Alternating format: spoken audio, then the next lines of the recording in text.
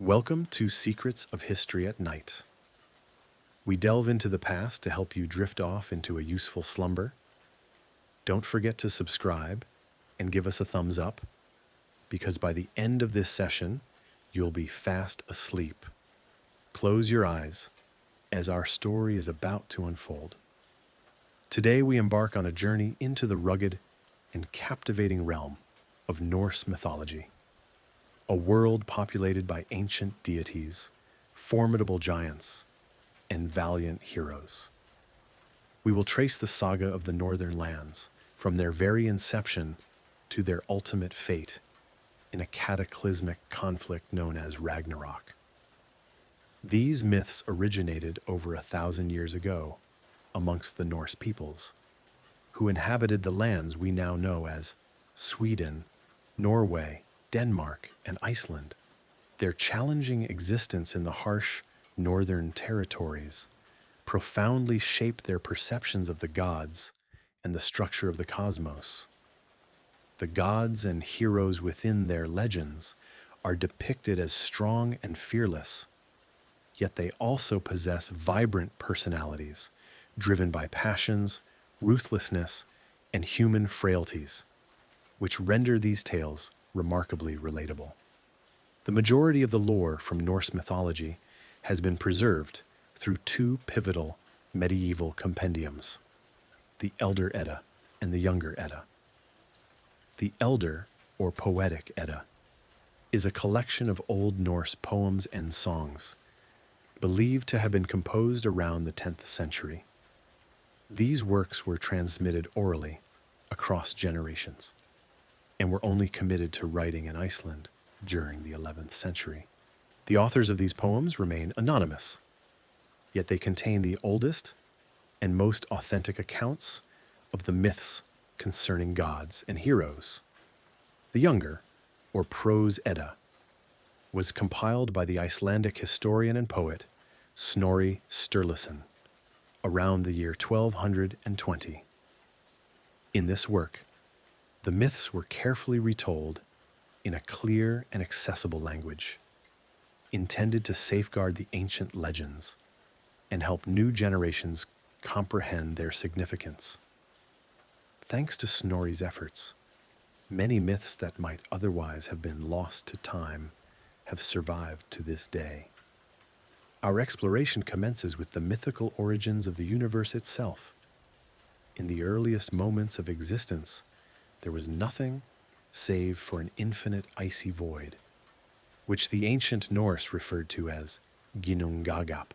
This was the primordial abyss devoid of life, light, or even the faintest glimmer of warmth.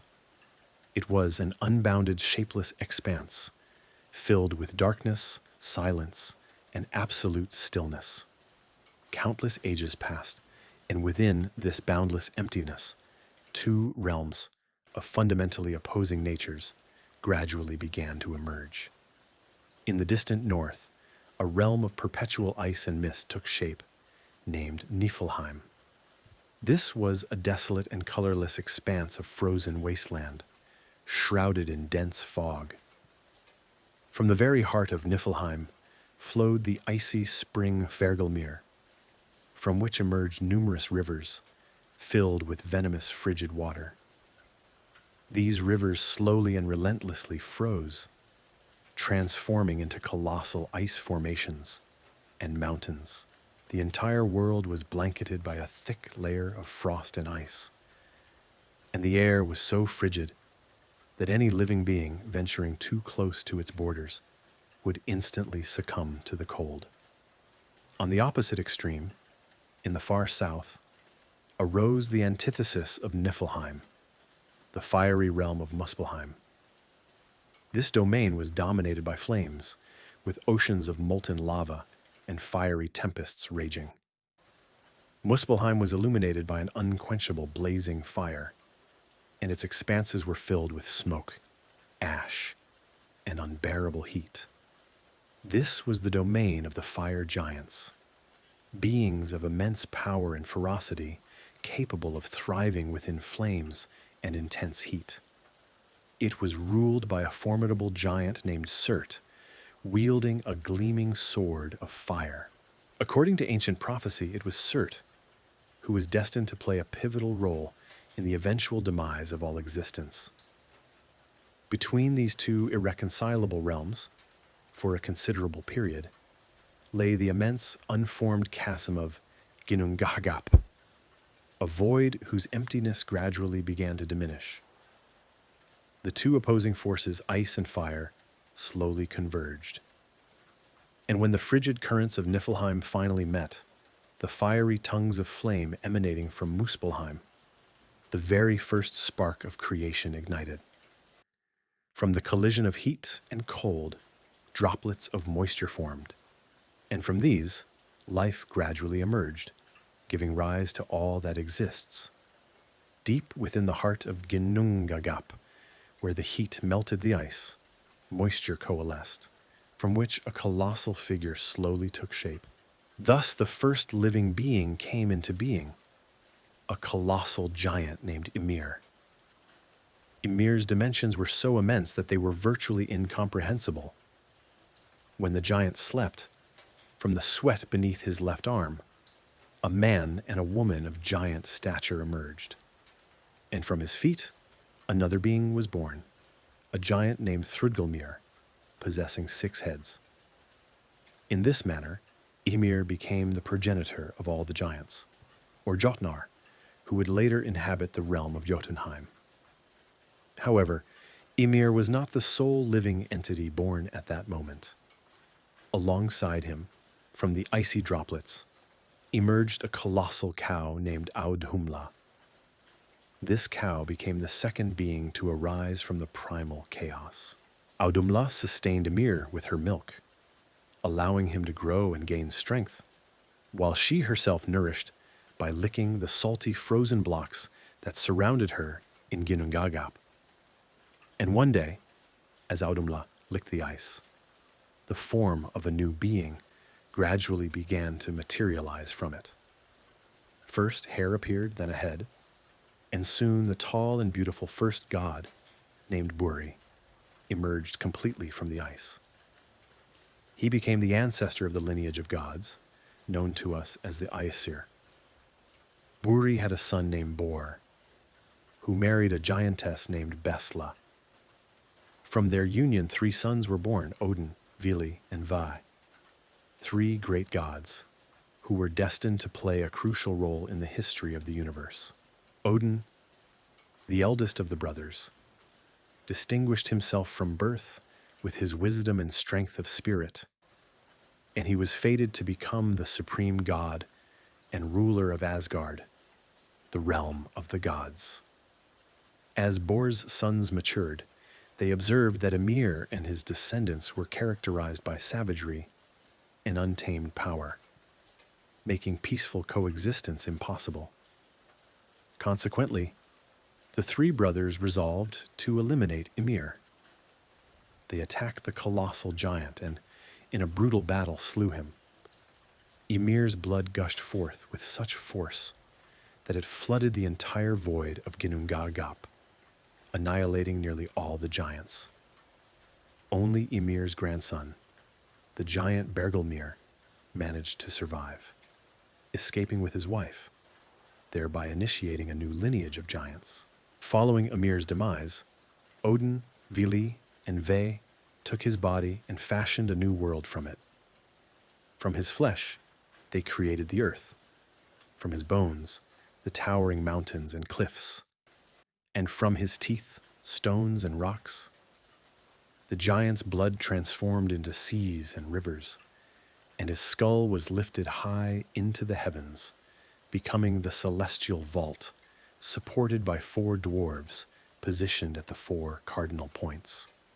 Ymir's hair became the trees and forests, and his brain, flung into the air, transformed into heavy clouds and mist. To illuminate this new world, the gods captured sparks and fiery tongues from Muspelheim, placing them upon the celestial vault to create the stars and celestial bodies. Once the world was fully formed, Odin and his brothers strolled along the shores of the newly created sea. There, they discovered two logs washed ashore, an ash and an elm. The gods then decided to fashion the first humans from these trees. Odin breathed the spirit of life into these logs, granting them breath. Vili bestowed upon them intellect and senses, the capacity to think and move. And Ve endowed them with form, speech, hearing, and sight. Thus the first man and woman came into being, named Ask and Embla, which literally translates to ash and elm. The gods found them beautiful and settled them in the heart of the new world, Midgard, the realm of humans, encircled by a vast ocean and protected from the Jotnar giants by formidable walls and sturdy mountains. Thus concluded the creation of the world, ushering in a new era, the age of gods and humans, an epic of adventures, grand feats, and dramatic events that were yet to unfold. After the gods had shaped the world and populated it with the first humans, the cosmos acquired form, order, and meaning. However, to maintain the unity of such disparate realms, something extraordinary was required. The very framework of all Old Norse mythology became a colossal sacred tree, known as Yggdrasil. Yggdrasil is a majestic ash tree, the world tree, towering over the entire cosmos and connecting 9 distinct realms. It is so immense that its roots and branches permeate all worlds, linking them into a cohesive, harmonious system. It is precisely through Yggdrasil that the realms are held in strict balance, and life and order are preserved, despite the constant threats of chaos and destruction. Yggdrasil's branches reach high into the heavens, while its 3 mighty roots extend far downward, encompassing different parts of the universe. Beneath each root lie specific locations and springs. One root leads to the well of Urd, near which reside the 3 Norns, the goddesses of fate. Their names are Urd, Verdandi, and Skuld, translating to past, present, and future. These powerful goddesses weave the threads of destiny for all living beings, both gods and humans, determining the events of the past, present, and future. Each day, the Norns water Yggdrasil's root with water from the well of Urd, sustaining its life and strength, and consequently, preserving the stability and equilibrium of all 9 realms. Another root reaches the well of Mimir, hidden deep beneath the earth at the very source of the universe's wisdom and memory. Mimir is an ancient being, the guardian of the well and possessor of invaluable knowledge about everything that has ever transpired and all that will occur in the world. The water from this well imparts wisdom and insight, and anyone who dares to drink from it gains the ability to perceive the hidden, understand the profound mysteries of existence, and command great knowledge of the world. The 3rd root of the world tree stretches towards a grim and frigid spring in Niflheim, guarded by the monstrous serpent Nidhogger, who constantly gnaws at the root, seeking to undermine the world's foundation and hasten its demise. In the canopy of Yggdrasil dwells a wise eagle who observes all the realms, and a squirrel named Ratatoskr scurries up and down the trunk, carrying malicious and taunting words between the eagle above and the serpent Nidhogger below. 4 noble stags feast on the leaves and young shoots of Yggdrasil, yet the tree continues to grow and flourish. On various levels and branches reside the 9 distinct worlds, each inhabited by specific beings with their own laws and customs. The first and most significant realm for the gods is Asgard, the abode of the Aesir gods. Asgard is situated high above the other realms and is the most beautiful, powerful, and majestic place in the entire cosmos. This realm was created by the gods for themselves and is separated from other lands to protect it from giants and other dangers. Asgard is home to the principal deities of the Norse pantheon: the wise and mighty Odin, the thunderous Thor, the cunning and treacherous Loki, the warlike Tyr, the guardian of the gods, Heimdall, and other Aesir, each possessing their own magnificent dwelling. At the center of Asgard stands a magnificent hall, known as Valhalla. This is Odin's vast hall, constructed from golden spears and warrior shields. It is here that brave heroes who have fallen in battle find their eternal resting place. Each day they train in combat and contests, and each night they partake in a grand feast, preparing for the ultimate great battle. The Rainbow Bridge Bifrost leads to Asgard, guarded by the vigilant god Heimdall, ever ready to sound the alarm at the approach of any enemies. Thus, Asgard represents the heart and bastion of Aesir power, a symbol of their strength and wisdom, and the central hub of order throughout the cosmos. Next, we journey to Vanaheim, the subsequent realm among the nine. Located on the Great Tree, Vanaheim is not as elevated as Asgard, yet it remains one of the most beautiful and harmonious worlds in the entire universe. It is the homeland of the Vanir gods, revered for their wisdom, benevolence, magic, and deep connection to nature. Vanaheim is consistently depicted as a flourishing, fertile land with endless green meadows, dense forests, fields abundant with golden harvests, and clear, pristine waters of rivers and lakes. Peace and prosperity reigned here, and life unfolded calmly and deliberately. The Vanir were gods of fertility, magic, prophecy, and harmony. The most significant and renowned amongst them were Njörður and his twin children, Freyr and Freyja. Njörður presided over the sea and winds, guiding favorable breezes and aiding sailors and fishermen.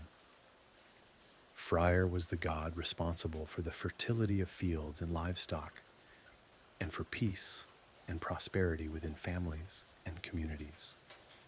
Freyja was the goddess of love, beauty, passion, and magic. The Vanir also possessed the gift of foresight, practiced divination, and engaged in a unique form of magic known as cider. Cider was an ancient and mysterious art, primarily practiced by women, though exceptions existed.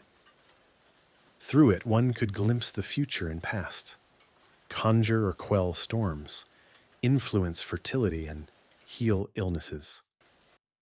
Cider was performed through special rituals, accompanied by chanting incantations and dancing around specific altars or platforms. Those who practiced this magic entered a trance, enabling them to perceive secrets of the cosmos hidden from others, as well as communicate with spirits and the forces of nature. It was this distinctive magic and their prophetic talents that led to growing mutual mistrust and tension between the Vanir and the Aesir. The Aesir considered the Vanir's magic forbidden and perilous, while the Vanir viewed the Aesir as arrogant and aggressive conquerors. This tension escalated until it erupted into open conflict, known as the Great War. This war was one of the most devastating and brutal in ancient Norse mythology. The gods engaged in prolonged and bloody battles that shook the entire cosmos.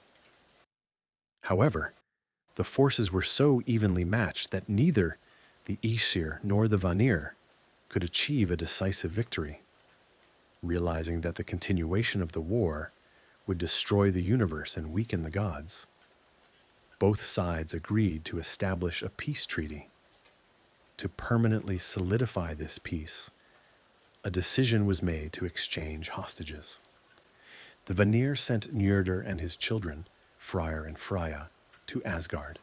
All three quickly adapted to life amongst the Aesir and became highly esteemed deities. The Aesir, in turn, dispatched the handsome god Honir, who possessed remarkable beauty, and Mimir, the wisest of the gods, to Vanaheim. However, the Vanir soon discovered that Honir was incapable of making crucial decisions independently and always relied on Mimir's counsel. This caused immense outrage amongst them, as they felt insulted and deceived. In their fury, they severed Mimir's head and sent it back as a token of their protest and indignation. Odin, devastated by the loss of his wise counselor and friend, refused to let Mimir's wisdom vanish with his death. Employing his magical abilities, he reanimated the head and placed it near the well of wisdom at the foot of the world tree Yggdrasil. There, Mimir's head continued to impart valuable advice, profound knowledge, and reveal the secrets of destiny to Odin. Despite this tragic episode, peace was ultimately restored. The gods, recognizing that their war had nearly annihilated all the worlds, agreed never again to engage in open conflict.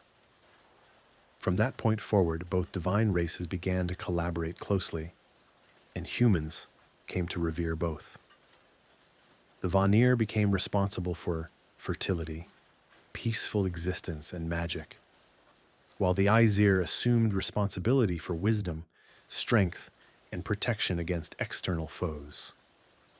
Thus peace returned to the cosmos, and Vanaheim and Asgard became the two primary pillars of order and prosperity across all 9 realms. The next world situated on the branches of Yggdrasil is Midgard, the realm of humans. This world is located at the center of the universe, which is precisely why it is called the Middle Realm. Midgard is encircled by a vast ocean, in whose depths resides the mighty and fearsome serpent Jörmungandr, one of Loki's offspring. When the gods learned of this serpent's birth, they immediately understood that it posed an immense threat to all living beings. To eliminate this danger, they cast it into the ocean. However, the serpent began to grow at an astonishing rate, and soon became so enormous that, encircling the entire human world, it could grasp its own tail. We will discuss Loki's other children in detail later, when we transition to the narrative of subsequent events. Humans here settled on fertile plains, built homes and communities, cultivated crops, and raised livestock. Their lives were filled with daily concerns and labor, and the gods constantly watched over them, bestowing protection and aid in exchange for reverence and offerings. Although Midgard was created by the gods as a safe haven for humans, it was never entirely shielded from incursions by giants and other creatures from neighboring realms. This is precisely why humans remain perpetually dependent on the favor and protection of the gods, particularly on the might of Thor, the thunder god, who tirelessly guarded Midgard from peril. To the east of Midgard lies Jotunheim, the realm of the giants, descendants of the primordial Ymir, slain by the gods during the world's creation. Jotunheim is a harsh and inhospitable land, with parts covered by perpetual snow and ice, mountains with sharp peaks, and dark, gloomy ravines. Heat and sunshine are virtually non-existent here, and the cold is so intense that an ordinary human cannot survive. Giants, or Jotnar, are ancient and powerful beings, possessing incredible physical strength, immense size, and magical capabilities. They could assume various guises and forms. Amongst them were not only frost giants, but also fire giants, mountain giants, and even forest giants, all capable of controlling the elements and nature. Some were depicted as grotesque and terrifying, with multiple heads and fearsome features. But among them were also those who possessed beauty and wisdom, such as the giant Skadi, who became the consort of the god Njörður. The giants were in perpetual conflict with the gods and humans, posing a significant threat to them. Conflicts and wars frequently erupted between Asgard, Midgard, and Jotunheim. Giants often attempted to abduct goddesses and gods, steal magical artifacts, or seize control of other realms. Furthermore, the giants were characterized not only by their brute strength, but also by their cunning and treachery. They could adopt different appearances, transforming into humans or animals to deceive the gods and infiltrate their realms. Despite the constant animosity, giants and Aesir occasionally formed alliances and even entered into marriages. The supreme god Odin himself frequently visited Jotunheim to seek wise counsel and knowledge from the elder and most sagacious giants. The next world on the Great Tree is Alfheim, a luminous and beautiful realm inhabited by the Light Elves. Alfheim was situated high in the heavens, in close proximity to Asgard, and was one of the most stunning and wondrous realms among the nine. Light and warmth perpetually prevailed there. The air was filled with the fragrance of flowers and the sounds of exquisite music, and the sky itself shimmered with eternal, golden radiance. The Light Elves were elegant and slender beings, beautiful and almost divine in their nature. Their skin and hair glowed as if illuminated by sunbeams, and their movements were graceful and ethereal. The elves possessed remarkable magical abilities and surpassed humans in the arts of music, poetry, and craftsmanship. They were knowledgeable about medicinal plants and magical herbs, privy to the secrets of healing and longevity. The Light Alfar were friendly towards humans and gods, often assisting them with sagacious advice and magical gifts. This is why the Aesir favored the Alfar and considered them their allies, occasionally visiting their magical realm in pursuit of inspiration, tranquility, and beauty. The complete opposite was Svartalfheim, the realm of dwarves and dark elves. This world was located deep underground within dark caves and labyrinths, illuminated only by the faint glow of precious stones and subterranean fires.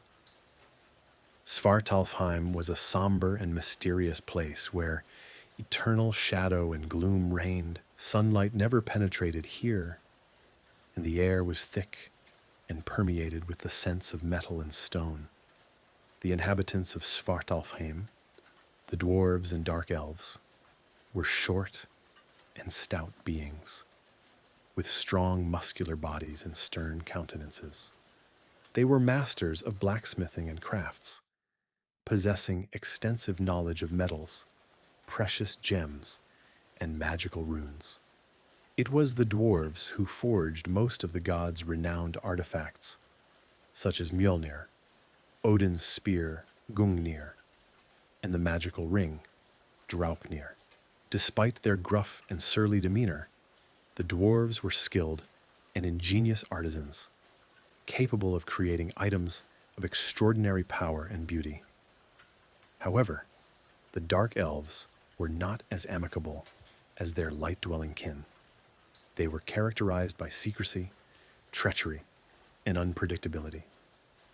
The dark elves, known for their shadowy sorcery and often perilous, cruel deeds, typically shunned interaction with other realms. They preferred the seclusion of their subterranean cities and workshops.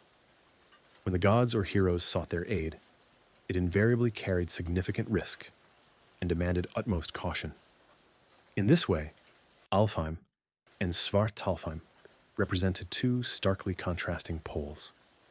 One realm, Alfheim, radiated light, harmony, and beauty, inhabited by kind and amiable beings. The other, Svartalfheim, was steeped in darkness and mystery, alive with potent magic and ancient secrets, home to skilled yet grim dwarves and cunning dark elves. Completing the 9 realms was Helheim, the somber dominion of the dead. Helheim lay deep beneath the earth, in the most remote and lightless depths of the cosmos, a place untouched by sunlight, devoid of warmth and joy. The journey there was long, frigid, and arduous. According to legend, the souls of the deceased had to traverse grim mountain ranges, cross icy rivers, and traverse endless plains shrouded in thick fog to reach Helheim. This realm was designated for those who met inglorious ends, lacking heroic deeds, and thus forfeiting a place in Valhalla, Odin's halls.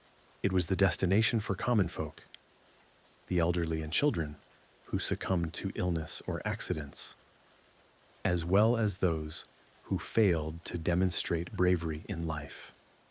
In this context, Helheim was not a place of torment or punishment, but rather a desolate and joyless realm of eternal oblivion and silence. The ruler of this kingdom of the dead was the goddess Hel, daughter of Loki. She stood as one of the most peculiar and fearsome figures in Norse mythology.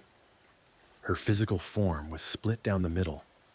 One half of her face and body was beautiful, youthful, and vibrant, while the other half was lifeless, decaying, and ghastly. This terrifying appearance symbolized the duality of life and death, and the fact that Hel belonged to both realms simultaneously, the world of the dead living and the world of the dead.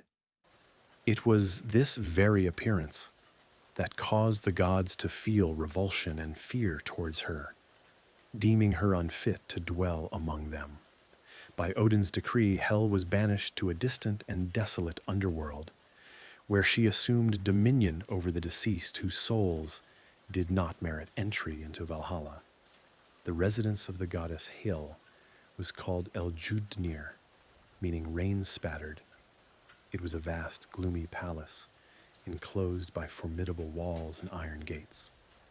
Guarding the entrance to her abode was the dog Garm, a colossal and terrifying beast with bloodshot eyes. Garm protected the gateway and emitted piercing howls at the arrival of newly deceased souls. Nearby flowed the river Jol, which demarcated the realms of the living and the dead. A bridge adorned with gold and overseen by the maiden Modgud spanned this river. Modgud rigorously ensured that no living being entered the kingdom of the dead, nor could any of the departed depart from it. Within the palace lay numerous halls and chambers, empty and cold, filled only with the faint whispers of souls and barely discernible shadows. In one of these halls was a place for feasting. A table laden with food stood there, yet the dishes remained perpetually untouched. An atmosphere of eternal stillness and desolation pervaded this space, devoid of happiness and hope. Pale souls of the departed wandered aimlessly and joylessly, reminiscing about their lives and yearning for what they had irrevocably lost. The goddess Hel also had servants who assisted her in governing the realm of the dead and maintaining order. Among them were her servants Ganglati and Ganglo. These were slow, grim, and silent beings, moving through the halls with remarkable lethargy, contributing to the oppressive and hopeless ambiance of this kingdom. One of the most macabre features of Hel's realm was Naglfar, an immense ship constructed entirely from the fingernails of the deceased. It was believed that every person was responsible for caring for their nails and trimming them promptly. Otherwise, after their death, their nails would be sent to Helheim, serving as building material for this dreadful vessel. Consequently, people meticulously attended to their nails, intending to impede the construction of this ominous ship. Another chilling entity associated with Hell's world was the colossal dragon Nidhogg, who resided in the vicinity of this dark realm. He subsisted on the bodies of the deceased, devouring the souls of those who found themselves in this sorrowful kingdom. Nidhogg constantly gnawed at one of the roots of Yggdrasil, weakening it and hastening the universe's eventual destruction. Helheim was regarded as one of the most unsettling places in all of Norse mythology, owing to the pervasive eternal melancholy and hopelessness, as well as the cruel and enigmatic goddess whose terrifying visage served as a constant reminder to all the living of death's inevitability and existence's transience. Now, we shall return to Asgard to delve deeper into the lives of the gods and their grand exploits and heroic deeds. The supreme deity of Asgard was Odin, the wisest and most powerful among the gods. His authority and influence were unquestionable, as he was the steward of Asgard and the maker of pivotal decisions, shaping the destinies of gods and mortals. Odin was the god of wisdom, poetry, magic, and hidden knowledge. He possessed the ability to unravel the mysteries of creation, perceive what was concealed from others, and commune with spirits. Two loyal ravens, Hugin and Munin, served him faithfully. Hugin translates to thought, while Munin signifies memory. These ravens would embark on daily flights, circling all the realms, and returning to Odin to report everything that transpired throughout the cosmos. He was also accompanied by two ferocious wolves, Geri and Freki, who ceaselessly guarded and attended their lord wherever he ventured. Yet, despite his profound abilities and immense stature, Odin was never entirely content with his existing knowledge. His passion and lifelong pursuit was the quest for profound wisdom and an understanding of the world's workings, a pursuit for which he was prepared to pay any price. He constantly journeyed between realms, striving to grasp ancient secrets and find answers to the most critical questions of existence. During one such expedition, he resolved to seek the Well of Wisdom, located at the roots of Yggdrasil. The waters from this well held the potential to unlock infinite cosmic mysteries and bestow unparalleled wisdom. The Well of Wisdom was guarded by an ancient giant named Mimir, the keeper of all memories and knowledge accumulated since the dawn of time. Odin approached him with a plea to partake of the well's water, thereby acquiring knowledge and wisdom accessible only to a select few beings in the universe. Mimir responded that such wisdom came at a considerable cost and demanded a unique sacrifice from Odin, one of his eyes. Odin did not hesitate for a single moment. He understood that great wisdom necessitated a great sacrifice. Without regret, he extracted his own eye and presented it to Mimir, thereby making a profound sacrifice in the pursuit of truth. The giant Mimir cast Odin's eye into the well, and only then permitted the Allfather to drink from the waters that held the universe's secrets. Upon drinking from the well, Odin gained the capacity to perceive and comprehend what remained hidden from others. The greatest mysteries of the past, present, and future were unveiled to him. From that moment onward, he forever became the wisest among the gods. Since then, Odin has been known as the One-Eyed God, a symbol of the immense price he paid for wisdom and depth of understanding. However, even the loss of an eye did not diminish his thirst for knowledge. It was through this wisdom that Odin became capable of hearing prophecies concerning future eras, including the most significant and terrifying one, the prophecy of Ragnarok, the final grand battle that would one day shake the entire cosmos.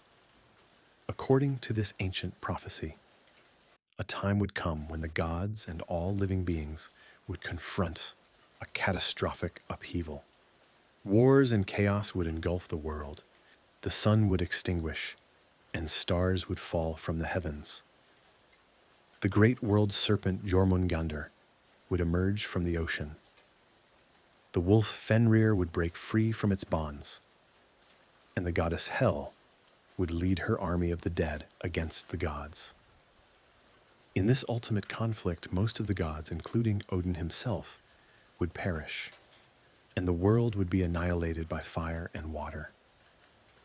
Odin fully comprehended that he was destined to fall in this momentous clash.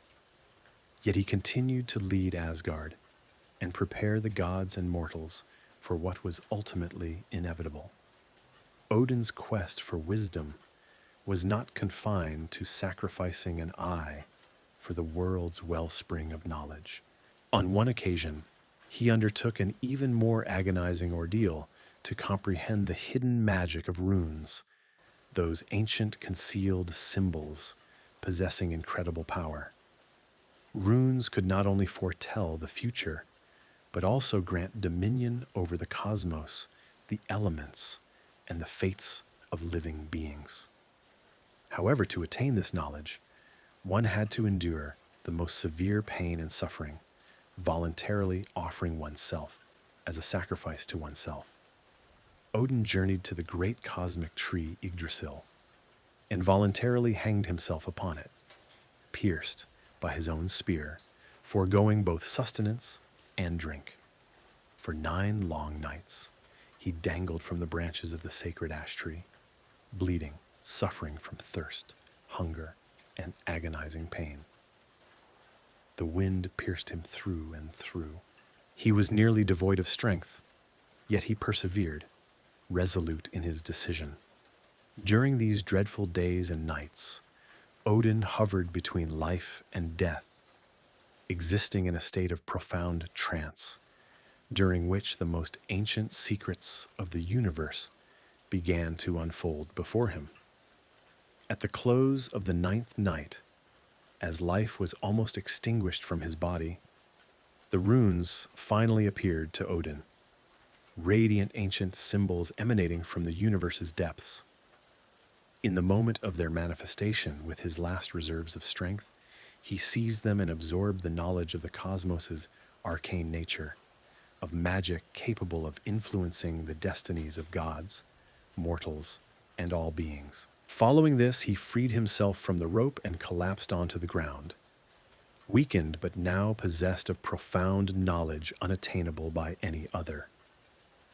From that time onward, the runes became his most treasured possession. He shared this knowledge only with the select few, imparting to them the secrets of arcane magic and the art of divination.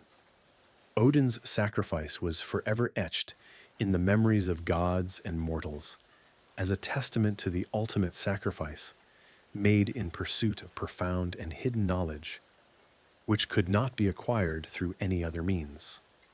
Another legendary symbol of Odin's might was his renowned steed, Sleipnir, an extraordinary creature, unmatched in all the 9 realms. This was a gray stallion with 8 legs, capable of traversing any distance, journeying between worlds, and even galloping through the air. Sleipnir was the swiftest and most potent steed, and Odin, seated upon its back, appeared even more majestic and formidable. Sleipnir's origin is entwined with a peculiar and somewhat ignominious tale in which the cunning god Loki played a crucial role. Once, at the very inception of time, the gods resolved to construct a formidable and sturdy wall around Asgard to shield themselves from the onslaught of giants.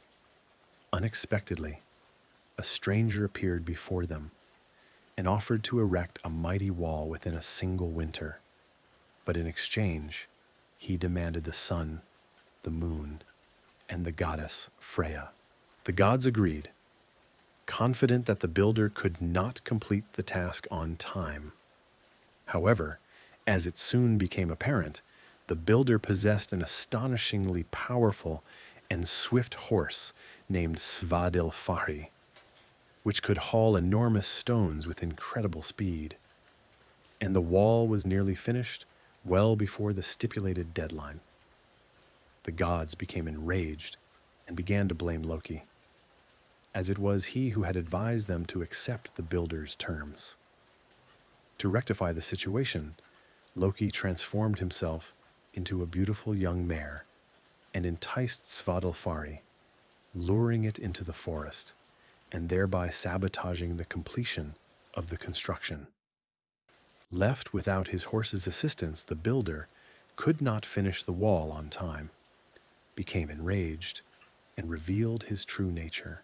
It turned out he was a giant who had attempted to deceive the gods. Thor then slew the giant, and Asgard was saved. But the story did not conclude there. Sometime later, Loki unexpectedly returned, leading a remarkable 8-legged foal, the offspring of his encounter with Svadilfari. This very foal was Sleipnir, whom Loki presented to Odin as a means to atone for his transgressions against the gods. Now, let us turn our attention to another of Asgard's most celebrated and revered deities, the mighty Thor. Thor was the son of the supreme god Odin and the earth goddess Jord. From his very birth, he was destined to become a great protector of gods and mortals. He was the god of thunder, the defender of Asgard and Midgard against the giants and monsters that constantly threatened the world of gods and humans. Thor was characterized by his extraordinary physical strength and valor, which rendered him a virtually invincible warrior. Simultaneously, he was known for his direct, sometimes gruff demeanor and his fiery temperament. Mortals and gods alike respected and cherished Thor for his honesty, strength, and unwavering readiness to offer assistance in times of need. Thor's primary emblem and weapon was the renowned magical hammer Mjolnir, one of the most potent artifacts in existence.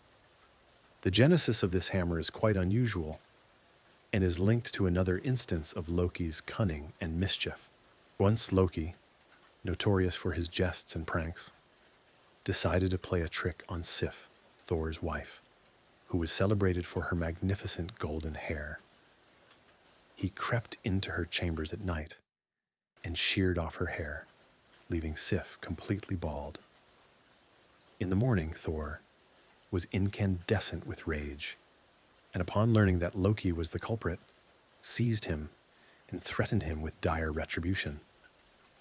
Terrified, Loki pledged to rectify his misdeed and journeyed to the dwarf smiths, who resided deep underground in Svartalfheim, to request that they craft new hair for Sif made of pure gold. The dwarfs, master artisans, not only fashioned wondrous golden hair for Sif that grew to her head and shone brighter than before, but also created the spear Gungnir for Odin and the magical ship Skidbladnir for the god Freyr. These gifts so delighted the gods that Loki, overcome with exuberance, wagered with other dwarfs, the brothers Brock and Sindri, that they could not create anything more magnificent or valuable. The wager was Loki's own head. Brock and Sindri accepted the challenge and commenced their work.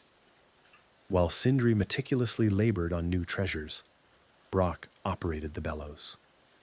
Loki, aiming to disrupt their efforts, transformed into an annoying insect and harassed Brock, biting at his eyelids and neck. Despite this, the brothers forged astonishing artifacts. The golden boar Gullinbursti, capable of racing faster than the wind.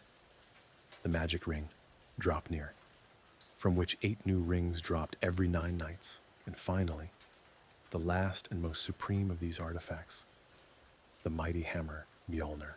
Due to Loki's machinations, the hammer turned out slightly shorter than the brothers had intended, and its handle was too brief to be gripped with both hands. However, despite this flaw, Mjolnir's power was extraordinary. The hammer always struck its target with unerring accuracy and always returned to its wielder's hand, regardless of how far it was thrown. It could also summon thunder and lightning and obliterate any foe, no matter how colossal or formidable. The gods of Asgard recognized Mjolnir as the most powerful and valuable artifact among all those created by the dwarfs, and declared the brothers Brock and Sindri the victors of the wager. Loki realized he had lost and attempted to flee, but he was apprehended and brought back. However, the cunning Loki pointed out that only his head, not his neck, was at stake. Thus, the dwarf brothers could not sever his head without touching his neck, which was not part of the wager's terms. Enraged by Loki's trickery, the dwarfs decided to punish him in their own fashion. They took a needle and thick thread and sewed his lips shut, preventing him from further taunting and deceiving. Thor received the hammer Mjolnir as a gift, and never parted with it thereafter. Among Thor's numerous feats and battles with giants, his confrontation with Hrungnir, one of the most formidable and terrifying giants of Jotunheim, was particularly renowned. Hrungnir possessed extraordinary might and was famous for his incredible strength, as well as his peculiar weaponry, a colossal stone club and a shield crafted from a single piece of rock. One day, Hrungnir dared to venture directly into Asgard, causing astonishment and indignation among the gods with his brazenness. The giant was invited to a feast, where he became inebriated and began to boast crudely, threatening to raze Asgard, slay the gods, and abduct the goddesses to Jotunheim. The Aesir then summoned Thor to deal with the insolent giant. Upon Thor's arrival in the hall and his sight of Hrungnir, the giant did not falter and challenged the thunder god to a fair combat, stipulating the place and time of their encounter. Thus, the grand battle took place on the border between Asgard and Jotunheim. Hrungnir stood ready with his immense stone shield and club, while Thor prepared to hurl his hammer. Both attacked simultaneously. Thor's hammer flew towards the giant. At that very instant, Hrungnir hurled a colossal stone club at the god. Mjolnir pierced the stone and struck Hrungnir directly on the head with tremendous force, shattering it and killing the giant instantly. The fragments of the club scattered, and one piece lodged in Thor's forehead. Later, the sorceress Groa, a giantess, extracted the fragment. However, a small particle remained permanently in the god's head, serving as a reminder of this duel. Prior to the battle, the giants of Jotunheim had also fashioned a clay colossus named Mökkalkalvi to intimidate Thor. This giant was of extraordinary height and bulk. However, he proved utterly useless in combat, as his heart was filled with cowardice. Upon sighting Thor, he immediately collapsed and shattered into pieces. Yet even this great victory did not free Thor from constant challenges and skirmishes with the Jotnar.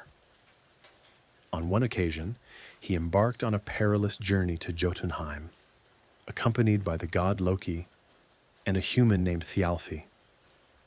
En route, they decided to seek lodging in a peculiar, colossal structure resembling a hall.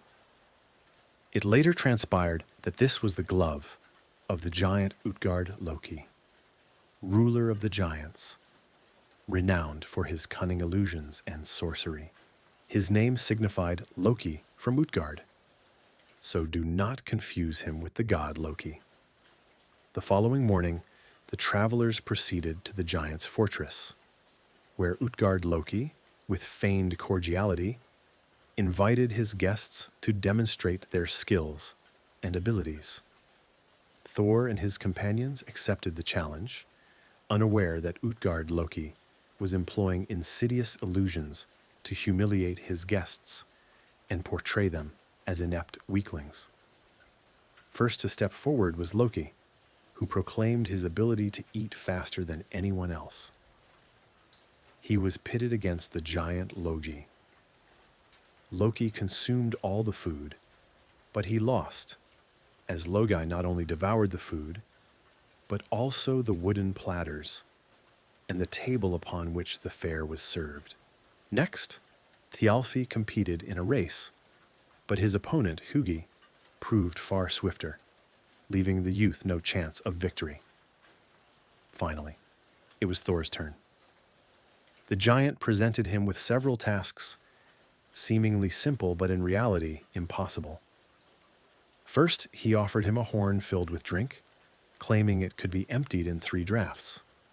Thor drank thrice, exerting incredible effort, but failed to empty the vessel completely. He was then asked to lift an ordinary-looking cat. Thor applied all his might, but only managed to slightly lift it off the ground.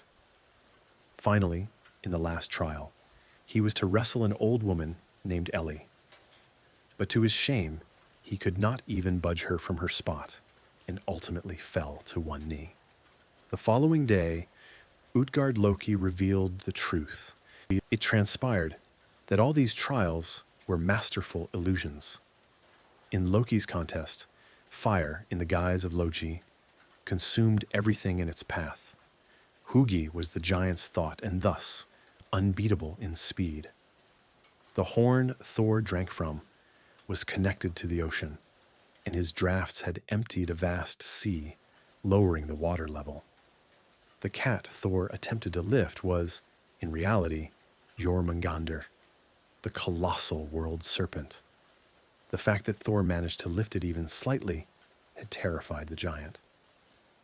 Old woman Ellie was the embodiment of old age, and no one could defeat her. Despite the explanation, Thor was enraged and prepared to annihilate Utgard Loki. However, the giant, along with his fortress, vanished, dissolving like mist, leaving Thor and his companions alone on a desolate plain. One of the most peculiar and amusing tales in Norse mythology recounts how Thor nearly married a giantess to retrieve the stolen Mjolnir. One morning, Thor awoke to discover that his prized hammer was missing. Mjolnir was the paramount symbol of protection for Asgard and the entire mortal world. The loss of the hammer was a catastrophe for all the gods. A distressed Thor immediately sought out Loki, as it was the cunning god who could help him ascertain who was responsible for this audacious theft. Loki borrowed the magical cloak of transformation from the goddess Freya, transformed into a falcon, and flew to Jotunheim to investigate who was behind the hammer's disappearance. There, he encountered the giant Thrym, who readily admitted to having stolen the hammer and hidden it securely deep underground. Thrym presented his terms. He would return Mjolnir solely in exchange for the hand of the beautiful goddess Freya. Upon learning this, Freya was enraged and vehemently refused to marry the giant. The gods were in despair until the wise Heimdall proposed an unconventional idea. Dress Thor himself in wedding attire and present him as Freya. Thor was indignant and furious, but with no other recourse, he was compelled to agree. The gods arrayed Thor in a long gown, adorned him with jewelry, placed a bridal wreath upon his head, and veiled his face with a thick cloth to conceal his bushy beard and formidable glare.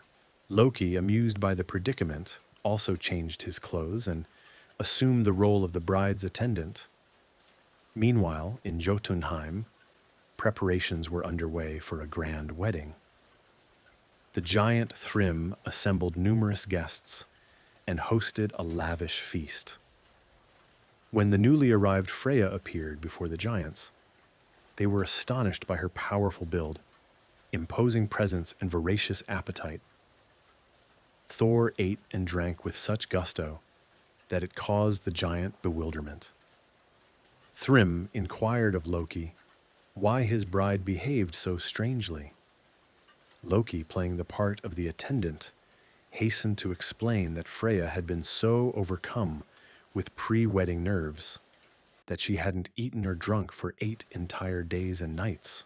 Then, Thrym attempted to lift the wedding veil and kiss his bride, but upon seeing her eyes blazing with fury, he recoiled in terror. Loki found an explanation for this as well, stating that Freya was so eager to meet her groom that her eyes burned with the fire of love. Finally, the moment Thor had awaited arrived. According to custom, the giant ordered Mjolnir to be brought and placed in the bride's hands to sanctify the union. As soon as the hammer was in Thor's grasp, he ripped off his bridal garments, revealing his true face and fearsome wrath. All the giants were horrified to see the enraged god of thunder before them. Thor began to smash everyone around him with his hammer, starting with the groom, and the battle devolved into a rout for the giants. Thus, this humiliating and comical wedding concluded with a complete victory for Thor, who reclaimed his precious hammer and preserved the dignity of the gods of Asgard. Despite its gravity and severity, this tale remained etched in the memories of gods and mortals alike as one of the most amusing and unusual stories in all of Northern mythology. Now, let us turn to one of the most enigmatic and paradoxical deities in the Norse pantheon, the cunning and unpredictable Loki.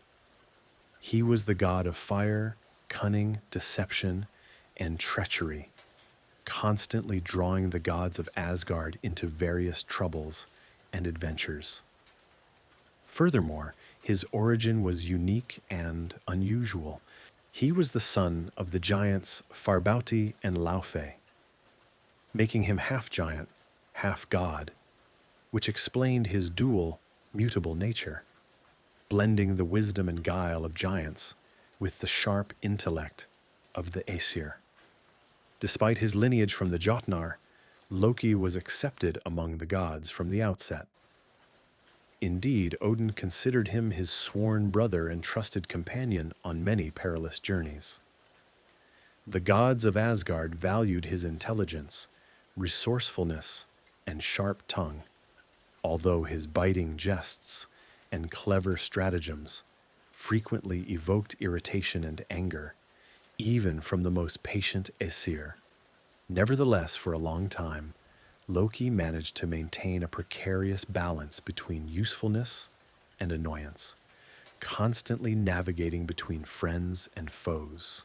Loki had a wife, the goddess Sigyn, who was faithful and loving, remaining by his side even in the most difficult times. However, besides her, Loki also had a clandestine affair with the giantess Angerboda, one of the most formidable sorceresses of Jotunheim. Angerboda was a powerful witch, possessing dark and fearsome magic, dwelling in wild, impassable forests on the edge of the giants' realm. It was from this union, marked by dark enchantments and a fateful omen, that 3 terrifying beings were born, becoming the embodiment of the greatest fears of gods and mortals. The first and most dreadful child of Loki and Angerboda was the monstrous wolf Fenrir. He was so enormous that even as a pup, he instilled terror and unease among the gods.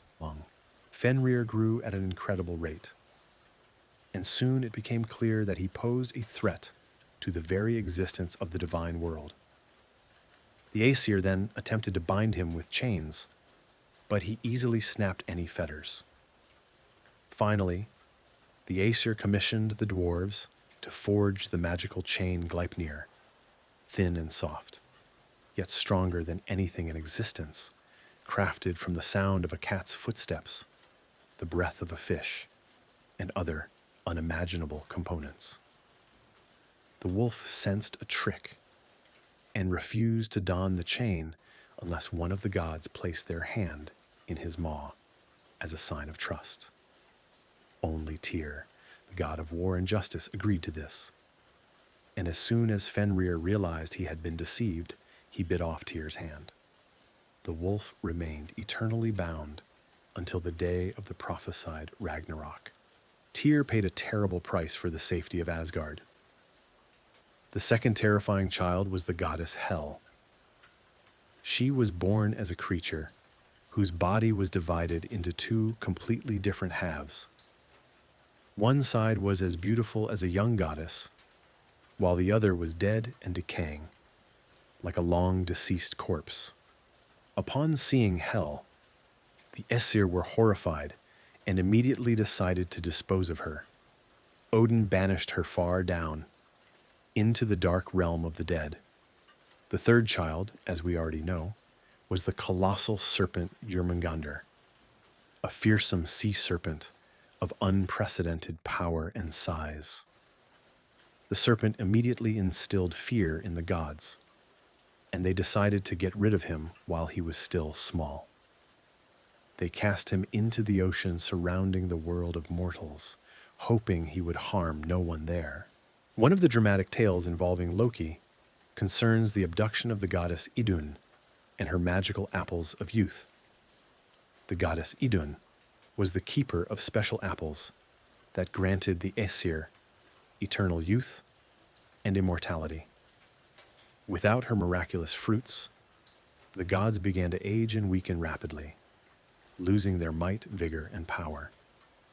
One day, Odin, Loki, and the god Honir embarked on a distant journey through the lands of Midgard. During their long trek, they stopped to prepare food over a fire.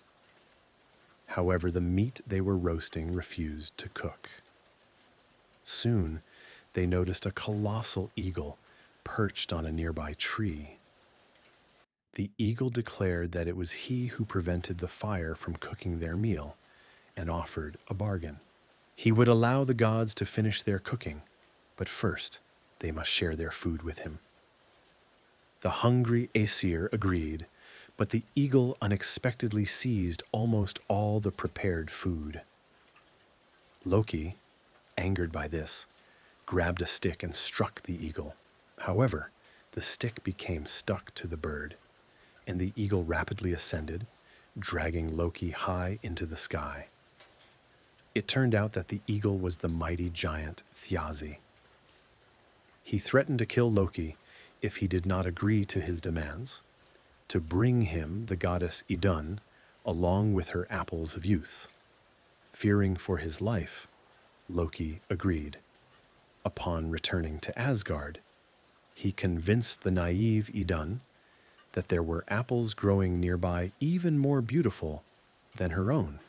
The trusting goddess followed Loki, and as soon as she was outside Asgard, the giant Thjazi seized her and carried her off to the distant and cold Jotunheim. Not long after, the gods began to age rapidly, losing their strength and youth. Their bodies weakened, their faces became etched with deep wrinkles, and their hair turned gray.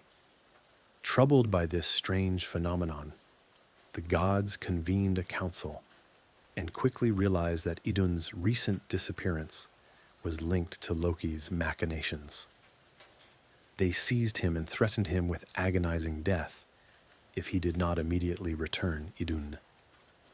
Terrified by the gods' threats, Loki took Freya's magical cloak, transformed into a falcon, and hurried to Jotunheim.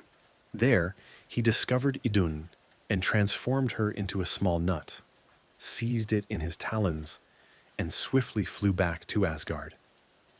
The giant Thjazi, noticing the disappearance in the guise of a giant eagle, pursued them. At the walls of Asgard, the gods had a bonfire prepared and as soon as Loki flew over the walls, they set it ablaze. Thiazi flew directly into the flames and crashed to the ground. The gods immediately dealt with the giant, killing him, and Idun restored the gods' lost youth and strength. However, even after all these events, Loki did not cease to cause trouble and mischief for the gods. One of the most scandalous episodes that showcased his character entirely was called Loki's Quarrel. One day, the sea god Aegir hosted a grand feast for the gods of Asgard. Almost everyone was invited to this gathering, except Loki. Upon learning this, he became enraged.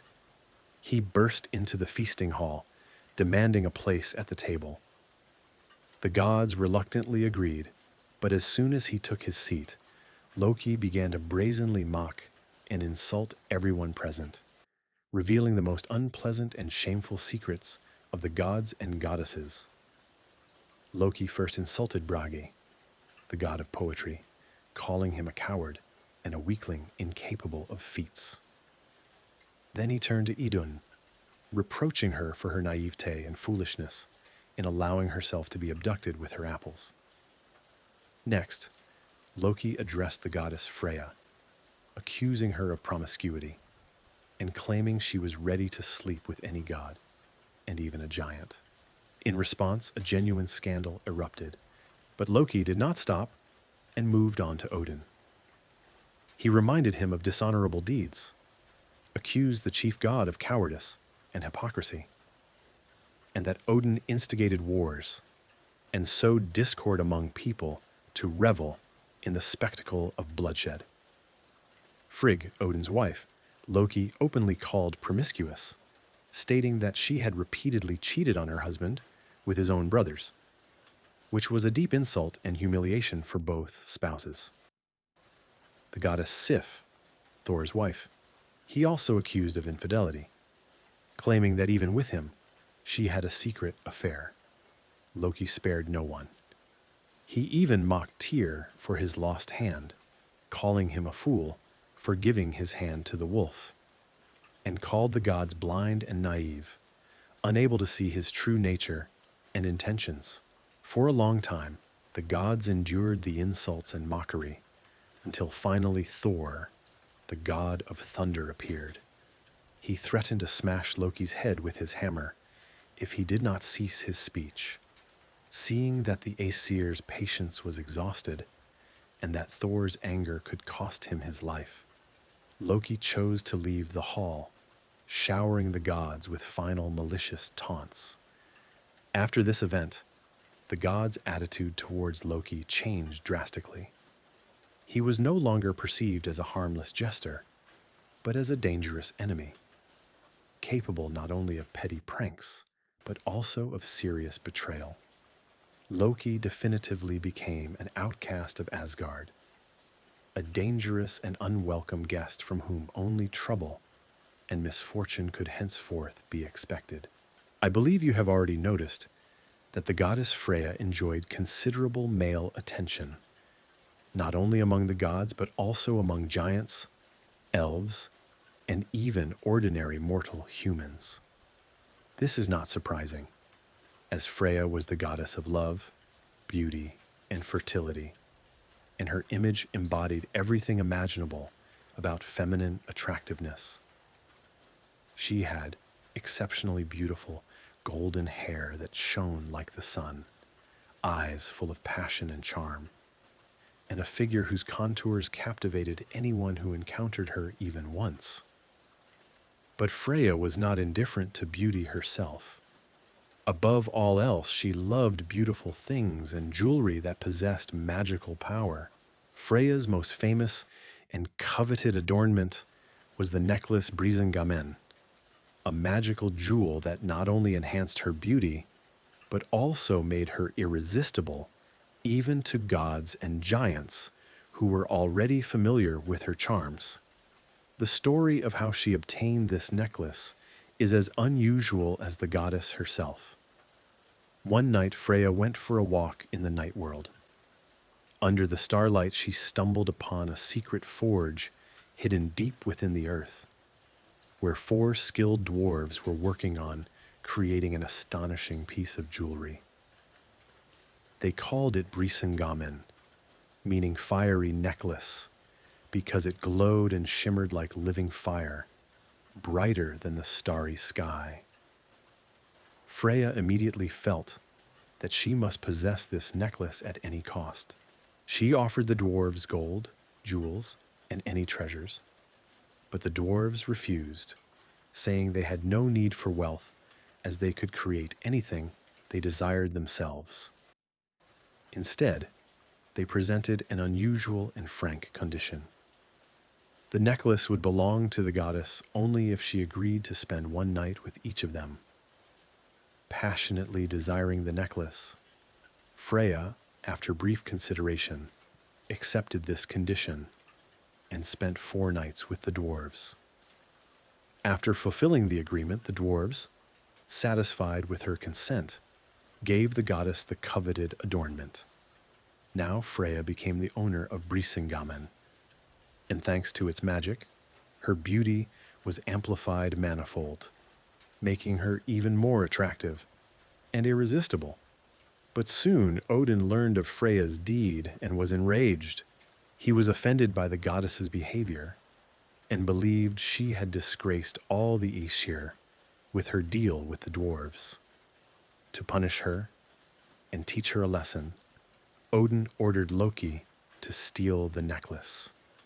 Loki, transforming into a small flea, infiltrated the goddess's chamber at night and carefully removed the necklace from her neck, after which he handed it over to Odin. Waking up and discovering the disappearance of Brisingamen, Freya plunged into despair. Without her necklace, she felt empty and stripped of her main power, her irresistible beauty. Freya immediately understood who was behind the theft and went straight to Odin, demanding the return of her jewelry. He agreed to return the necklace, but only in exchange for special conditions. He demanded that the goddess of love instigate a bloody war between 2 powerful kings in the human world, forcing them to engage in a brutal battle. Freya, tormented by longing and unable to give up the necklace, was forced to agree to these cruel terms. Having fulfilled Odin's will and unleashed the war, she received her beloved necklace back. Thus the Brisingamen necklace not only restored Freya's lost beauty and the power of her charm, but also became a symbol of the price one must pay for possessing great beauty and all-consuming passion. Now we approach the story of one of the most beautiful, revered, and beloved gods, the bright and kind Balder. Among the Aesir gods, Balder held a special place. He was the son of the chief god Odin and the goddess Frigg, and was renowned for his incredible beauty, kindness, and wisdom. His face shone with a soft light, akin to the sun, and his voice was melodic and calm, instilling peace and joy in the hearts of mortals and gods alike. Balder was the embodiment of all that is brightest and purest in this world. In Asgard, he enjoyed boundless love and respect. No god, no living creature could harm him or even wish him ill. So great was their collective admiration. Everyone loved Balder, except for one being. But we will tell about that later. One day, Balder began to be plagued by strange and terrifying dreams that recurred constantly, robbing him of his peace. In these dreams, he saw his gruesome demise, bloody shadows looming over him, and felt that his death was inevitable. These dreams were so vivid and realistic that the beautiful god began to fade and wither before the eyes of his loved ones.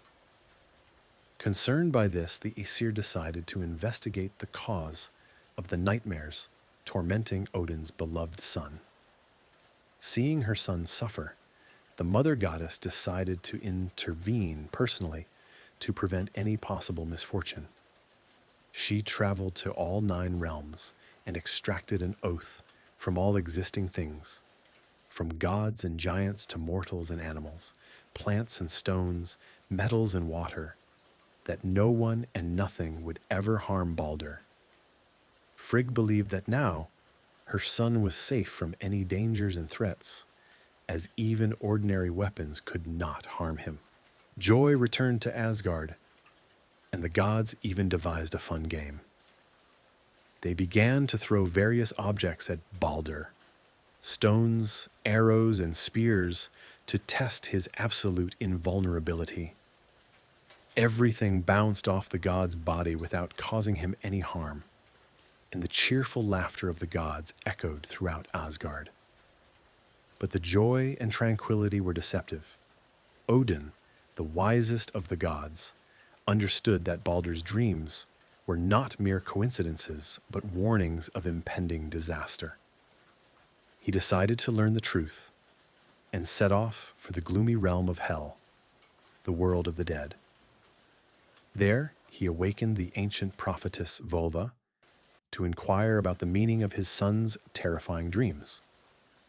Odin assumed a different name and concealed his face so that the Volva would not recognize him. However, the ancient prophetess immediately understood who stood before her and did not spare the chief god.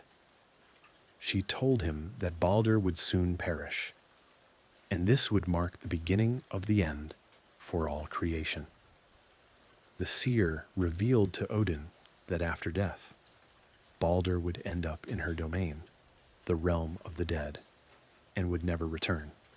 His death would be the first step towards Ragnarok, the great battle of gods and forces of darkness, which would destroy all existence and alter the destinies of gods and mortals. Shocked by what he heard, Odin returned to Asgard, hiding the truth from the gods. He hoped to prevent the disaster, but the prophecy was inexorable. Balder continued to live, but now a shadow of inevitable tragedy hung over his bright head, destined to soon come to pass and plunge Asgard into grief and despair. Balder himself, unaware of the full truth, felt only an inexplicable melancholy and sadness that had deeply settled in his heart. Despite all the gods' efforts to protect their beloved Balder, there was one who decided to exploit his vulnerability and weakness. This insidious creature was, of course, Loki, the god of cunning and deceit, whose heart had long been filled with envy and malice towards Odin's beautiful and universally beloved son. Loki observed how the Aesir played with Balder, testing his invulnerability and throwing various objects at him that were incapable of causing him any harm. But he suspected that Balder still had a weakness that had gone unnoticed. Loki, disguised as an old woman, went to the goddess Frigg and cunningly learned that in collecting oaths from all existing things, she had overlooked one. It was a seemingly harmless and too young plant called mistletoe. Upon hearing this, Loki immediately went in search of this plant and plucked a slender branch of mistletoe. Returning to Asgard, Loki saw that the gods' game was continuing. Among the Aesir was Hödur, Balder's blind brother, who stood aside and did not participate in the general merriment. Loki approached Hödur and offered him a chance to join the game as well, saying he would help him aim his throw. The unsuspecting Hödur agreed, trusting Loki. Loki placed the branch of mistletoe in his hand and indicated the direction. The blind Hödur hurled the mistletoe directly at his brother, and to the god's horror, the twig pierced Balder's body through and through, mortally wounding him. The beautiful god fell dead instantly to the ground, and with him, the light and joy of the entire world vanished. The joyous celebration instantly turned into mournful weeping. The Aesir surrounded the body of their beloved god, mourning their loss and realizing that his death was the first step towards the terrible prophecy of the end of times. While the gods grieved, Frigg, overwhelmed with sorrow, appealed to the Aesir, begging someone to journey to Hel's realm to attempt to bring Balder back to the world of the living. Hermod, a brave god and son of Odin, agreed to this desperate undertaking. He immediately set off on his journey on the eight-legged horse Sleipnir. Hermod's path was arduous and grim. He crossed cold rivers, mountains, and desolate plains, finally reaching the dark realm of Hel, where he encountered the goddess of death herself. Hel agreed to release Balder back to the living, but she set one condition. Everything in the universe must genuinely mourn the beautiful god, thereby proving his universal love. Only under such circumstances could Balder return. Delighted, Hermod returned to Asgard with good news. The Aesir immediately dispatched envoys to all 9 realms, requesting that every creature shed tears for Balder. Mortals, animals, plants, giants, gods, all beings, living and non-living, wept sincerely for Balder, demonstrating his universal love and reverence. However, when the gods' messengers reached a distant cave, they encountered a grim giantess named Thok, who categorically refused to shed tears, saying, "It is cold and indifferent, alive or dead. What difference does it make? I have no need for Balder, and I will not weep." This giantess was none other than Loki in disguise, who thus definitively and cruelly thwarted the attempt to bring Balder back to life. When the Aesir learned of Loki's betrayal, their fury was boundless. They realized that their patience had run out and decided to punish Loki, depriving him of the ability to do evil again. He tried to flee, but the gods tracked him down, seized him, and chained him to a massive rock deep within a cave. Above his head, they suspended a colossal serpent, its venom dripping directly onto his face, inflicting excruciating agony. Loki's devoted wife, Sigyn, remained by his side, holding a bowl to collect the falling drops of venom, thereby offering him some respite. However, each time she departed to empty the receptacle, the poison would return to Loki's countenance, and his cries would reverberate through all the realms. Thus, the cunning and perilous Loki was punished for his gravest transgression, and the demise of the beautiful and beloved Balder marked a pivotal turning point in the gods' history. Balder's death was not merely a personal tragedy for the deities, it represented a seismic shift in the destinies of the entire cosmos. With his passing, the final vestiges of order, wisdom, and tranquility that had maintained the equilibrium of the 9 worlds crumbled. If the balance between light and darkness once seemed unassailable, now the forces of shadow, dormant for millennia, began to stir with alarming speed. One of the initial omens signifying the onset of the end was the great winter that heralded Ragnarok, foretold in prophecies as Fimbulwinter. This winter was unlike any encountered before by gods or mortals. It was a terrible natural cataclysm that engulfed not only Midgard, but all other realms, even Asgard itself. Fimbulwinter persisted for 3 arduous and tormenting years, allowing no room for spring, summer, or even the slightest thaw. With each passing month, its dread intensified. The sun barely shone, obscured by heavy dark clouds that unleashed ferocious blizzards and biting, icy winds day and night. Seas, lakes, and rivers froze over. Water transformed into surfaces as hard as stone. and the earth became entirely blanketed by a thick layer of perpetual snow.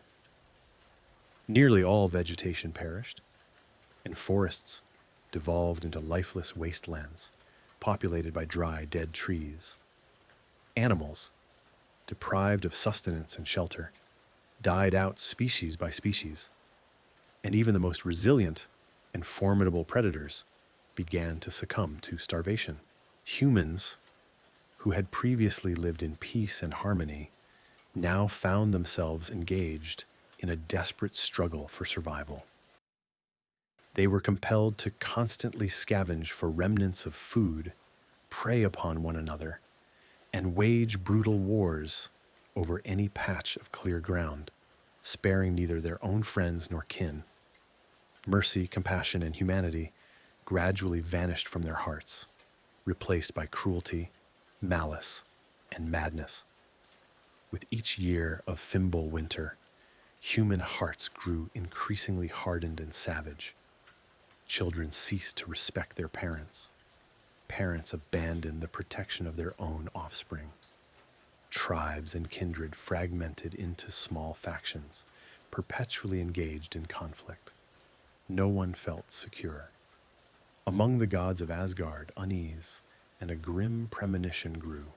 They clearly perceived this as the commencement of a great and terrible prophecy they had heard of since ancient times. Odin understood that the burgeoning chaos could no longer be contained, and the loss of his cherished son was merely the initial step in a long chain of events leading to Ragnarok.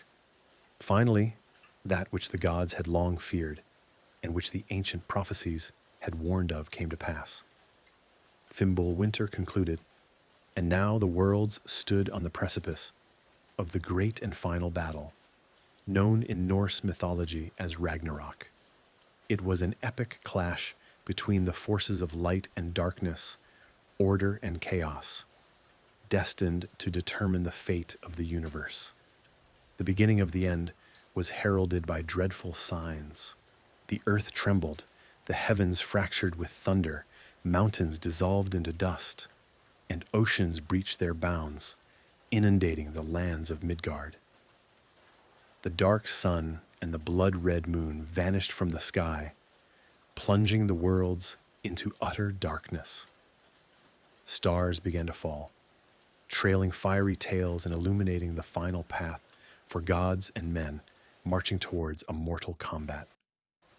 In the depths of the earth and ocean, ancient fetters began to break. The great wolf Fenrir, bound by the dwarf-crafted chain Gleipnir, finally managed to shatter it. With a horrifying roar, he broke free, opening his enormous maw so wide that his upper jaw brushed against the sky and his lower jaw against the earth. The wolf's eyes blazed with scarlet flames of hatred for the gods who had once deceived and enchained him. Simultaneously, deep within the oceanic abyss, the great world serpent Jormungandr began to rise from the ocean depths. Gigantic waves surged and crashed upon the shores of Midgard, sweeping away all in their path. The serpent, having grown so immense that it encircled the entire earth, finally released its tail from its mouth, surging towards the coasts and spewing forth deadly venom, destroying cities and forests.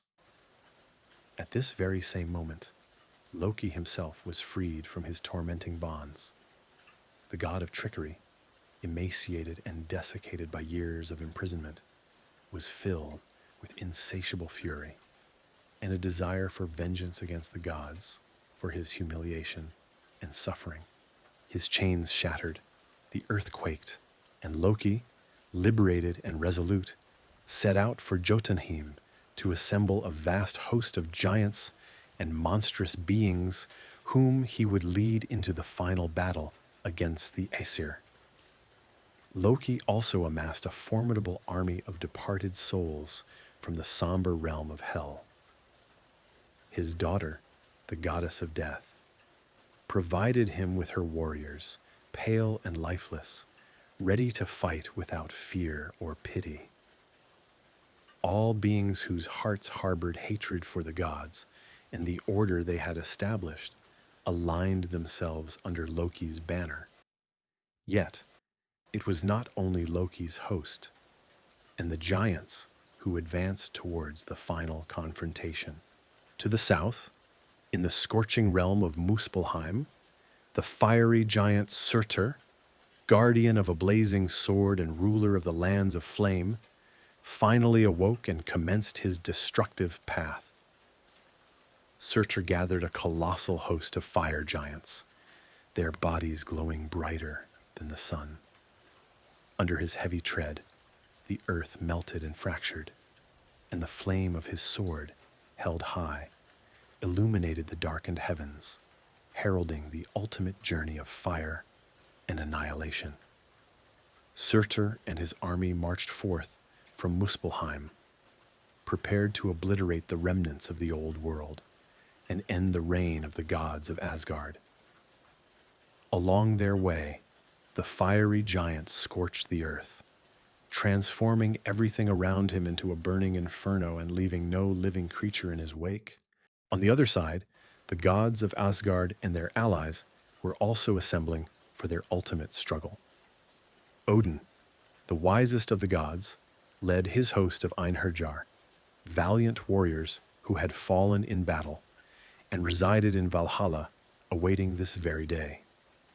Thor, the god of thunder, donned his battle armor and readied Mjolnir for combat.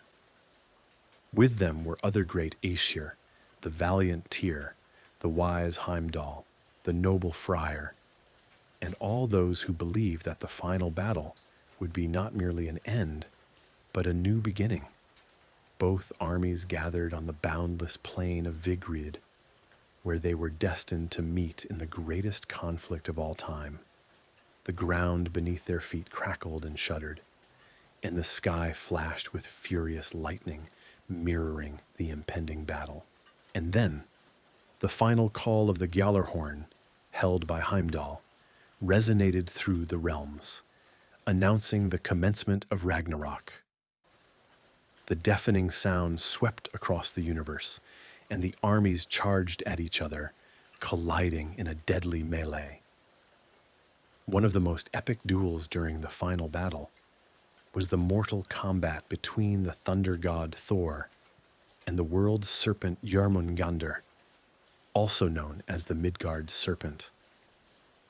Their destinies had been intertwined from the very dawn of time, for according to ancient prophecy, it was they who were destined to meet in a decisive confrontation on the battlefield during Ragnarok. As the serpent emerged from the ocean depths and slithered onto land, the earth trembled beneath its immense weight, and the air filled with toxic fumes emanating from the creature's maw. Its colossal body, covered in coarse scales, writhed, crushing everything in its path. It was so immense that neither man nor god had ever witnessed anything comparable. Thor, the mighty protector of Asgard, had long known that it was he who would face this ancient monster. Unflinching, he advanced to meet his foe, gripping his Mjolnir. His eyes blazed with courage and determination, even though the god was acutely aware of his inevitable demise. For Thor, the most crucial aspect was to fulfill his destiny, to vanquish Jörmungandr, and to safeguard the realms until his last breath. When the god and the serpent finally met on the battlefield, all surrounding life seemed to freeze in anticipation. Jörmungandr raised its colossal head, its maw parting to reveal a cavern of sharp fangs, and unleashed a torrent of deadly venom, capable of felling even gods. But Thor boldly charged at his adversary, raising his hammer high and dispelling the lethal fumes with bolts of lightning and thunder. Their battle was ferocious and brutal. The earth quaked beneath Thor's feet, and the sky was illuminated by flashes of lightning from his hammer blows. He delivered mighty strikes upon the serpent's colossal body, and each impact of Mjolnir shook the earth and cracked Jormungandr's scales, from which hot blood mixed with venom flowed. Yet the serpent did not yield. Twisting and turning, it attempted to ensnare Thor in its deadly coils and crush him. The struggle continued for a long duration, filled with immense tension and fury. Finally, Thor, channeling all his strength into one final blow, struck the serpent's head with Mjolnir. The hammer shattered the monster's skull, and Jormungandr collapsed to the ground, convulsing in its death throes, its colossal coils loosening. But the victory came at a steep price for Thor. Merely 9 steps from the body of his vanquished foe, the god felt the serpent's lethal venom penetrate deep into his system, poisoning him from within. Thor halted, staggered, took one last deep breath, and fell lifeless to the ground. The great god of thunder perished alongside the very creature he had managed to defeat, only at the cost of his own existence. Another pivotal and tragic moment of the final battle was the duel between the supreme god Odin and the terrifying wolf Fenrir, a monstrous offspring of Loki. The destinies of Odin and Fenrir had been closely interwoven by prophecies since the most ancient of times. The supreme god of Asgard had always known that at the end of days, it would be he who faced the colossal wolf in a decisive and mortal combat, the outcome of which was predetermined. When Ragnarok commenced and the armies clashed, Odin, accompanied by his loyal warriors, immediately advanced to confront Fenrir. The great wolf, freed from its bonds, was filled with untamed rage and a thirst for retribution against the gods who had deceitfully held him captive for so many centuries. His immense form towered over the battlefield, and his open maw seemed capable of devouring the entire world. The battle between Odin and Fenrir began furiously and ferociously. The god of wisdom and war fought with immense dignity, employing all his power and the knowledge accumulated over long ages. Odin struck with his magical spear Gungnir, a weapon that always found its mark. But Fenrir was too powerful and immense to be easily overcome. His hide was impervious to even the strongest and most precise blows, and the wounds inflicted by Odin only fueled further rage and hatred in the wolf's heart. Ultimately, Fenrir managed to grasp Odin within his fearsome jaws, and despite all the supreme god's resistance, the colossal wolf swallowed him whole. The supreme god of Asgard perished, as foretold by prophecy, and the worlds quaked, feeling the demise of the greatest and wisest of the gods. However, Odin's death did not go unpunished. Present on the battlefield was Vidar, Odin's silent and mighty son, known for his incredible strength and courage. When Vidar witnessed his father's death, his heart filled with a fury he had never experienced before. With a fearlessness and resolve that no one anticipated, Vidar lunged at the monstrous wolf. He possessed a unique boot, crafted from the scraps of all footwear ever discarded by people on Earth. This boot was so exceptionally strong that no weapon or creature could break it.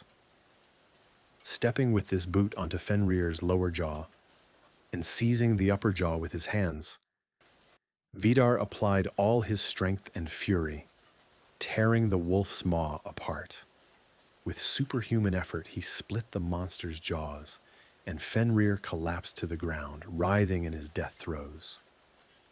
Another significant and tragic clash was the combat between Loki, the god of trickery and deceit, and Heimdall, the wise and vigilant guardian of Asgard. These two gods had always been irreconcilable rivals and enemies.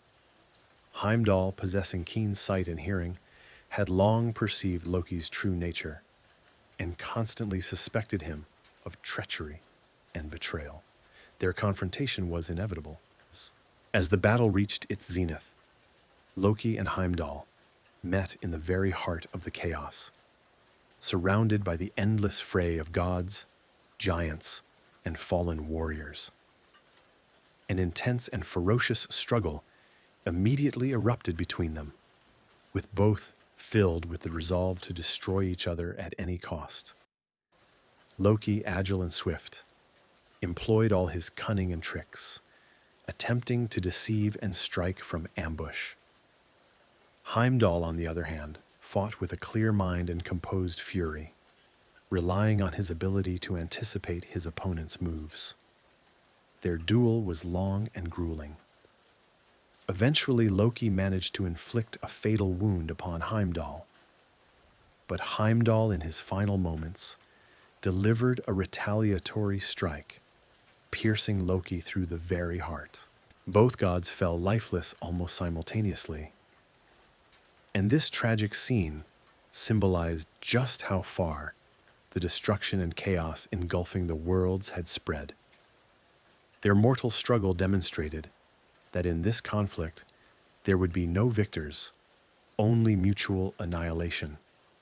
Yet even these tragedies were not the last in the grand battle.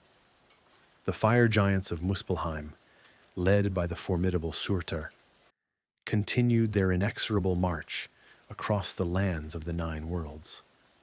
Surtur, the giant of fire and the embodiment of untamed flame, was armed with a sword that blazed brighter than the sun.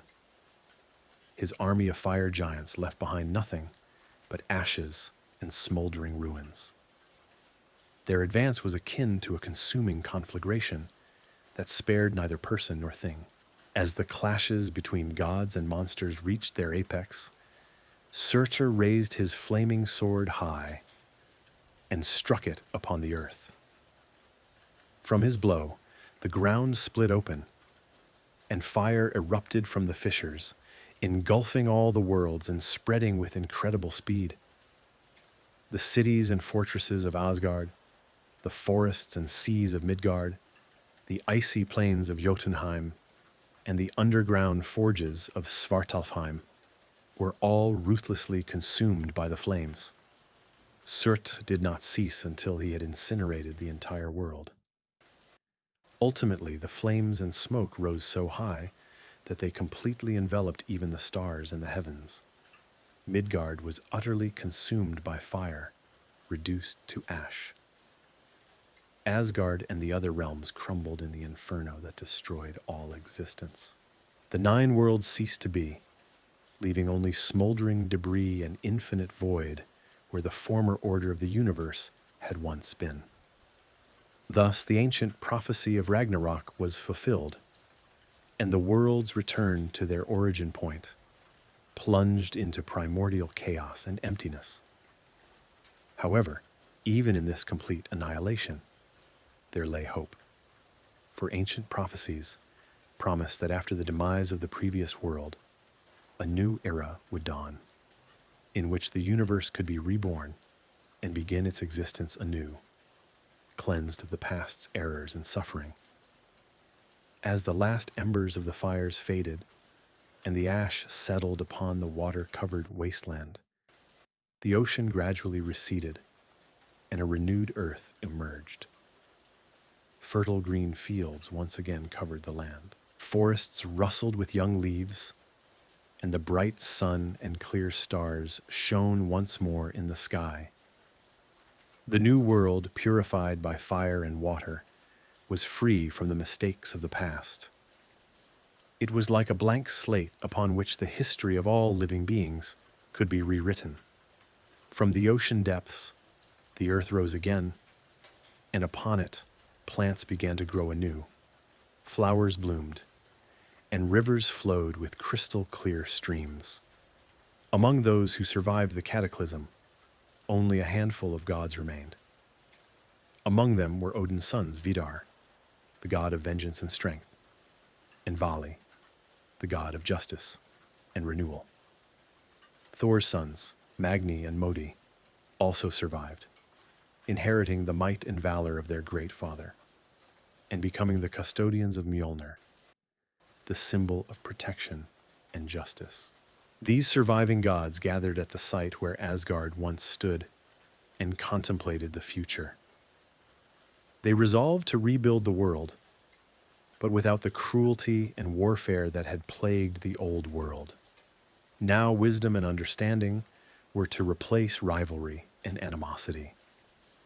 Besides the gods, 2 humans also survived Ragnarok, Liv and Lifthrasir, who had taken refuge in a sacred forest during the catastrophe, a place untouched by fire and water. From this pair of humans, the entire human race was destined to be reborn. Liv and Lifthrasir, emerging from their sanctuary, were the first to set foot upon the new land, filled with hope and faith in a brighter future. Thus, a new cycle of life began. Like the surviving gods and humans of Ragnarok together laid the foundations for a new epoch, an era of peace, justice, and prosperity. Songs celebrating courage, wisdom, and love began to resound once more, but devoid of the former errors and brutality.